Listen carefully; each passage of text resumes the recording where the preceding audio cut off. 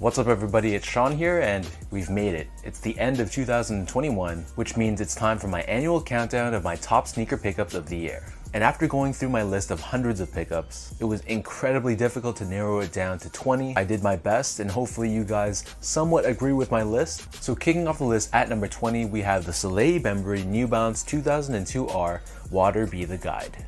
But I think it's one that's going to stand out and be memorable for years to come. Next up on the list at number 19, we have the Nike Dunk Low in the Curry colorway. I know oftentimes people's lists are completely filled with just collaborations, but that's not to say that regular releases from the brands aren't any less dope. So to me at least, this is very deserving of its place on my top 20. Moving on next to number 18, we have the Nike SB Dunk Low in the Mummy colorway. These Mummy Dunks would drop just in time for Halloween. So again, I love the creativity of this shoe, and this was a pair I was super glad to add to my collection this year. Next up on the list at number 17, we have the Air Jordan 1 High 85 in the neutral gray colorway.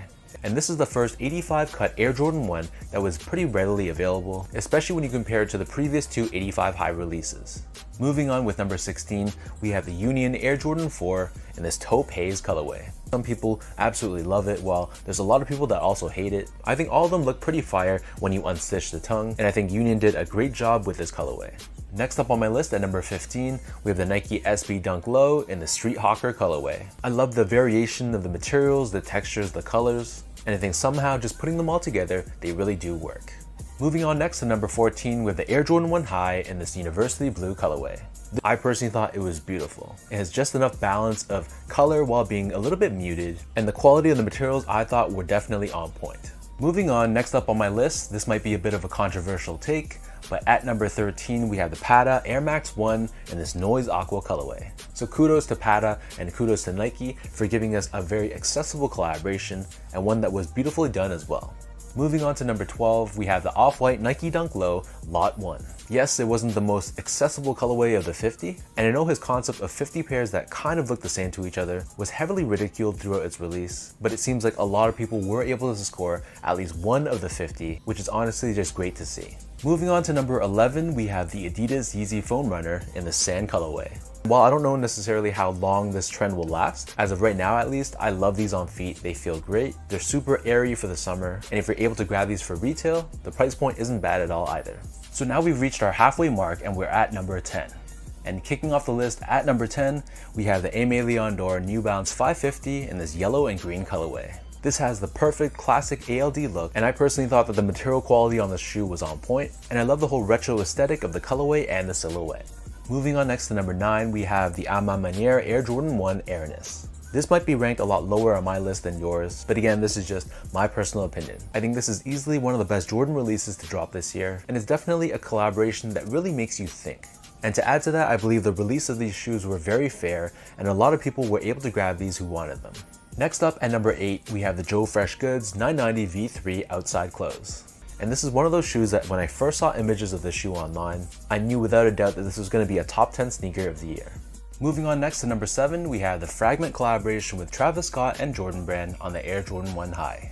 So this is one of those triple collaborations that we've been seeing a lot this year, and putting aside the resale value and the hype, I really think that this colorway isn't bad at all. I kind of like how this white complements the blue, and to put it bluntly, it felt pretty good to complete my Travis Scott Jordan 1 High set. Moving on next to number 6, we have the Supreme Nike SB Dunk Low in this Green Stars colorway. The one really surprising thing though is, while this was pretty highly ranked on my list, it didn't even make the top 30 or 40 on my public vote, which is kind of surprising given all the hype that this pack was given when they released earlier this year. So now we're at our top 5. And kicking off my list at number 5, we have the Off-White Air Jordan 2 Low in this white and red colorway. This pair is really special as it's the last release that Virgil Abloh was able to see released to the public. For me, I've always appreciated the Jordan 2, and while I won't say it's my favorite silhouette of all time, I really like the changes they added to this off-white version, and in hand it really feels like a very sturdy, very quality product, and it's a great combination of creativity and execution.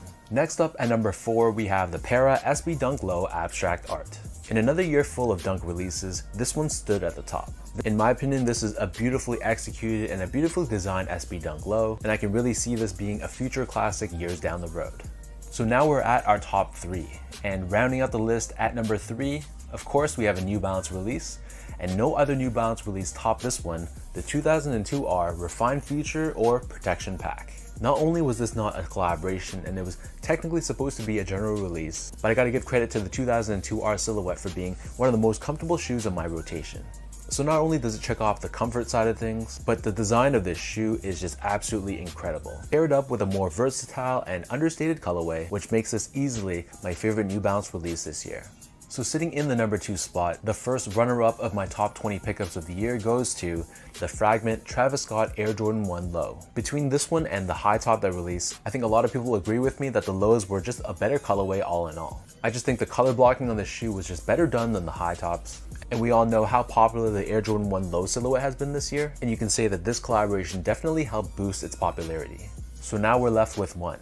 And if you guys have watched this entire video, I'm pretty sure you guys can guess what's sitting at the top of my list this year. It almost seems to be a unanimous choice among all the sneaker blogs, among other YouTubers as well, and I can't disagree. My favorite pickup of the year goes to the A Ma Maniére Air Jordan 3 Raised by Women. I love the Air Jordan 3 silhouette, and when I first saw the initial design of this shoe, I said to myself I was going to grab this pair regardless of resale price. It should be accessible to the people, it should have an excellent design, and of course, it should have a great story behind it as well.